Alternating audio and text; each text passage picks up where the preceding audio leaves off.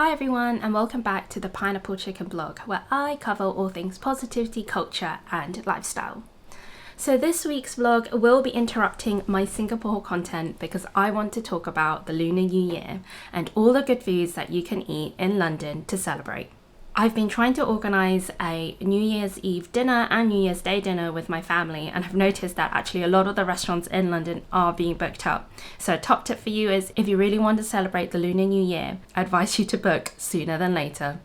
So before I head out, I thought I'll share with you a little background on the Lunar New Year. The Lunar New Year, or the Year of the Tiger, falls on the 1st of February this year, but it is actually a celebration lasting 15 days. So it ends on day 15, or the 15th of February, with the Lantern Festival. As you can imagine, not many people can take the full 15 days off, so most people would celebrate the first 7 days. As 8 is a lucky number in my culture, people go back to work on day 8 for an auspicious start to the new year. So with this handy graphic, I'm going to summarise the first 7 days of the Lunar New Year celebrations. As I mentioned before, day 1 is the 1st of February, which is New Year's Day. So 31st of January is New Year's Eve, or which I will also call day 0 in this case, and this is also known as the reunion dinner, as most people return home to have dinner with family. And on this evening, normally the key dish that you should have is a whole fish, because that is a symbol of prosperity. Then we've got day 1, which is New Year's Day, and that is the day where I often call home and all my friends and family in Hong Kong to wish them well wishes for the new year. And most importantly, many of my friends and family would have a vegetarian meal on the first day because it is supposed to enhance longevity if you forego meat consumption on that day. So day 2 is often when the females who are married return to their family homes. And traditionally, it is a day that you pray for your ancestors. Day 3 is actually the day where you normally go to the graves of your ancestors. So this is actually an evening where you're not recommended to go out, as many believe evil spirits wander the streets in the evening on the 3rd day. So often you don't go and visit friends and family, but just stay home. Day 4, 5 and 6 is continued celebrations with as much food as you can with friends and family. So the Lunar New Year week then ends with day 7, also known as Yan Yan, which in literal translation means human day, but essentially it means it's everyone's birthday. So one lucky food to eat on this day is actually raw fish. And then for most people, after day 7, day 8, you return to work and there's a bit of a break until day 15, which is the Lantern Day Festival. And that is the day where you have tong yun, which is like mochi-like balls in a hot ginger sugary soup. And it is my most favorite dessert. So in the inside of the mochi balls, you might have sesame paste, red bean or peanut paste, and it's super yummy, super chewy. This video is going to cover some exciting things as I'm going to spend the day with my sister. So first of all, we're going to look at where you need to go for bubble tea, where you have to stop off when you're in Chinatown to get some tong yun, which I'll explain a little bit later, and also check out Mr. G's restaurant. I saw Mr. G's restaurant on Instagram and it looks super yummy, so I can't wait to introduce you. Now before I go into that, this is a friendly reminder to consider subscribing to my channel and click on the bell notification button so that you don't miss my weekly uploads. So sad when we are apart. If you leave, you break my heart. I need you. So we have arrived at Gong Ta. So for those who are unfamiliar where it is a bit outside of actual Chinatown Gerrard Street. We're now actually closer towards Covent Garden, but it's about like a 5-minute walk, super easy to get to, and the good thing is it tends to be a bit more quieter than the ones in like, central Chinatown. Gong Ta is something that I've had in Hong Kong probably like a long time ago now, like 12 years ago, so I was really excited that it came to London. They do have like lots of different things, but today I'm going to see if they have the mango one, which they came out only recently. Can I get the regular Hong Kong style mango drink, please? Hong Kong style mango drink? Yeah, regular please. So I just ordered my drink, which is the Hong Kong style mango drink. So why I like this is kind of like a Hong Kong dessert which we call Yan Ji Gam Lo. So it's got grapefruit and mango and it's like super nice. So at Gong Ta, they can't change the sweetness of it because it is more like a dessert drink, but it does, you can kind of decrease the ice to 70%. So I'll show you when it comes. If you break my heart, I need you to need me too. Stay with me when it's getting dark. So we just got our drinks. So you can see here we've got the grapefruit kind of underneath with a bit of the mango, and I think the rest is kind of just like the mango juice with a bit of coconut jelly as well. So we're just gonna make sure you shake it up. Like,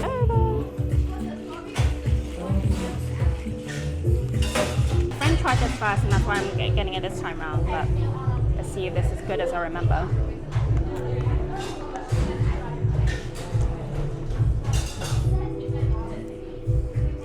So good. So the coconut jelly is like kind of really chewy. Got the pomelo pieces or like the grapefruit pieces, which make it really, really nice. And it's like lovely Chinese colors. You got the red and you got the yellow and the gold. So we're on the main street of Chinatown, which is Gerrard Street, and this is the famous Chinatown Arch. So they've got some of the lanterns up for Chinese New Year. So for those who don't know Chinatown well, one of the best places for roast duck is Four Seasons, which is on this road, and some of the Chinese supermarkets as well. Okay, so we're just outside a Chinatown bakery, and we're going to pick up some baked goods because it's literally the best. There's a reason why there's a line outside it all the time, but we'll show you some goodies that is worth getting. Why is it so hard to just be honest? Why is it so hard to speak the truth? So let's see what we start with. Ooh, do you get the Hawaiian? Can I get a Hawaiian bun? So if you want something salty, this has got sweet corn, a bit of ham, a bit of cheese. It's very good for something a bit savory, but super fluffy bun. Then we've got, what else is good? The custard bun and the coconut crispy top bun. So this is a pineapple bun, but with filling inside, which is super nice. And then everybody loves an egg tart. I do recommend that. My favorite is, if you like peanuts and kind of shredded coconut, the snowball. So let's do a recap. We've got a crispy topped pineapple bun. So it's a pineapple bun with shredded coconut. Then we've got the snowball, which is a mochi type texture with peanut. Oops, sorry. Then we have the sausage bun with a little frankfurter in the middle, but a super fluffy bun on the outside. Custard bun with custard in the middle. We got what's that? Oh, it's just a cream Swiss roll. Cream Swiss roll, super fluffy. And then the Hawaiian bun that has sweet corn cheese and ham. Nice. There's also a fridge, and in here you've got Chinese milk tea, you've got some other yogurt drinks, some fresh tofu dessert, fresh soya milk, more teas, and some big Swiss rolls.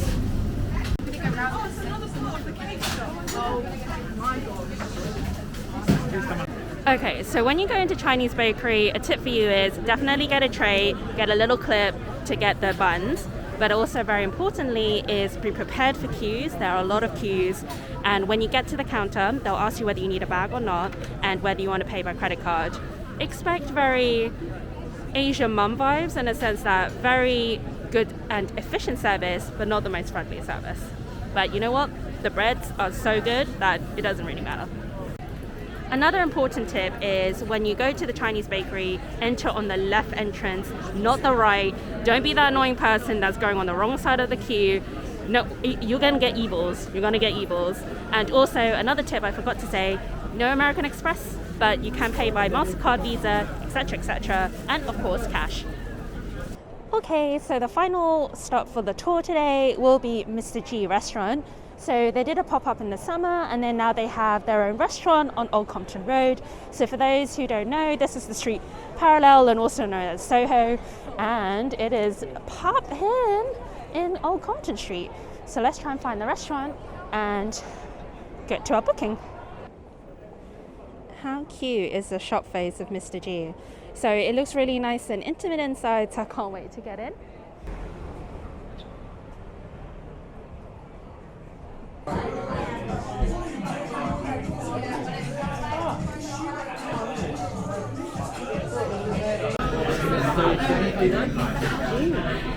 I'm gonna try that. So we just got the menu, which is a little one like this. The menu is designed for sharing, so they recommend like 3 dishes per person. So I think what we're gonna get, and hopefully it'll be good, is the Daikon cake. Daikon is like a kind of Japanese radish. The prawn toast is supposed to be a must-eat. And then we're going to order some greens because trying to be healthy. Then we've got the PSC, which is the original kind of poached soy chicken, which is one of my faves normally. And then the OG, which is a large fried chicken breast with chili sprinkles. So we're looking forward to that. And then maybe we'll get dessert at the end. And then for drinks, I don't drink alcohol, but this is the kind of cocktail menu. So you've got cocktails on one side, and then you got bubbles, white wine, orange, and red wine. But we're going to try the VG iced tea. So the music is really loud here, so I hope you can still hear me. But our iced tea's done. So cheers.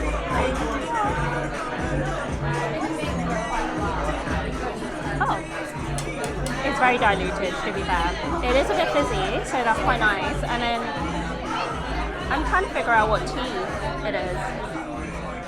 It's like a really floral, a bit citrusy, very delicate, I would say. So we got our first dish, which is the little Daikon cake. It is small, so if it's good, we might have to order another one, but let's see. Let's split this. Ooh.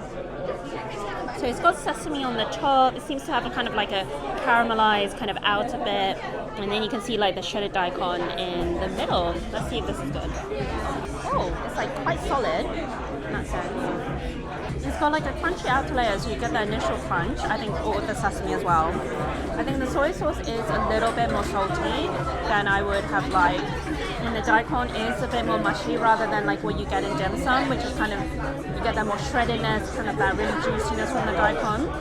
It's not bad, but would I order another one? Probably not. So the prawn toast just arrived.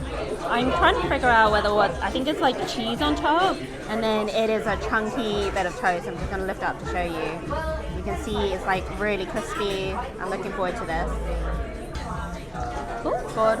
So you got this crispy outer shell, and then you definitely see like the bits of corn in it, and the sweet corn in it as well. See that? Is that gonna focus? I don't know if that's focusing very well. I like it. It's good. That's good. You definitely get the prawns in it. The sauce is like not too heavy, which is really nice. It's definitely like a slight Western take to the traditional prawn toast. With the kind of like Parmesan cheese. Yeah, it's definitely an interesting take on it. The sweet corn is great. I think I like the sauce that it's not too heavy. It doesn't feel too like overwhelming and cheesy. And then you've got this kind of like crispy like fried bread kind of texture on the outside. Very nice. So some of our mains have come. We have the green, so it's got like kohlrabi, it's got some orange slices, I think some pak choy as well with the sesame dressing, and you can do the sesame on top. And then we have the PSC, which is the soy chicken, and you can see I think it's deboned and sliced, but it's like made from a sweet soy and has a lovely smell. And then it's come with this ginger and spring onion sauce. Now this is the one, this is the OG, because having chicken in Chinese culture, this is something we always have on the side to kind of give that extra kind of like flavor, and just so good, so good. Let's try the PSC. It smells lovely. I mean, I love the sweet soy that comes with this kind of chicken. Oh, so this is quite interesting. So the chicken definitely has more of a bouncier texture, kind of not the melting in your mouth that I've been used to, but it's definitely got a bit of like chew to it, which is quite nice. And then in terms of flavor, it's like great. I really like it. I'm gonna add some ginger and spring onion on this, a good dab, and then get the greens. So this is just, I'm assuming it's just a salad, but definitely get that crunch. You get the mushroom with a kind of fungi, which is like this, which is very good for you. It gets a really nice kind of chewy texture as well. This is the original OG. So this is a fried kind of Taiwanese style fried chicken breast, and it comes with something mayo. Sorry, I couldn't remember what kind of mayo was, but it also comes with kimchi as well. Oh, I'm really excited to try this. This looks crunchy. got myself a bit of chicken. We're gonna dip it in the mayo. Oh, it smells really good.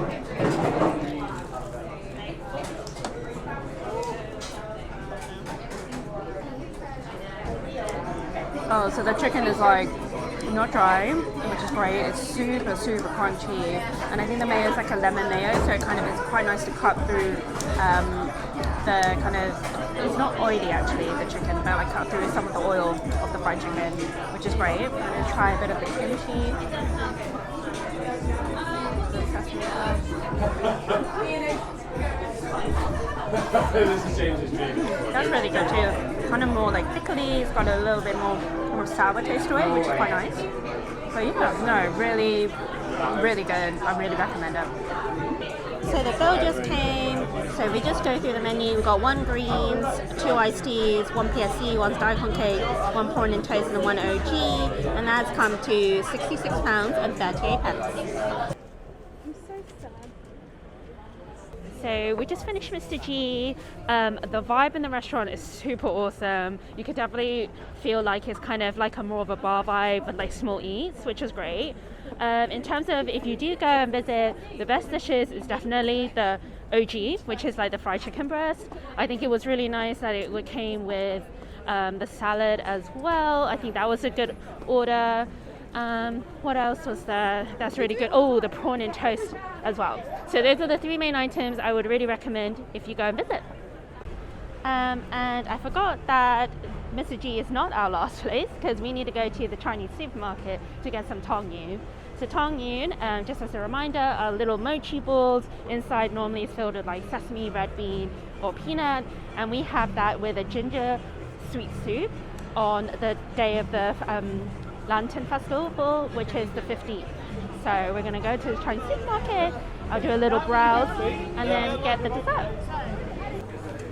Okay, so I failed a bit. I forgot about going to the supermarket and they're technically closed. So we're now in another bakery to see if we can pick some up. But if not, we might have to come back. Oh, we're in luck. So I managed to find one. It's at $3.50 and it's the peanut one, which I really like. It's a bit of a rip, but hey, desperate times, desperate measures. Let's get this. Thank you so much for reaching the end of the video. I really hope you enjoyed the content this week. I really would love to know your thoughts about Mr. G and whether you might consider checking them out. Please do leave me a comment down below. I would love to hear your thoughts and also any other restaurants you might want me to try and review. So I've got a few more weeks of Chinese New Year and prepping for Chinese New Year, and during that time I envisage I'm going to be eating lots and lots and lots. Until next week, with sweet and sour love. So hard to just be honest.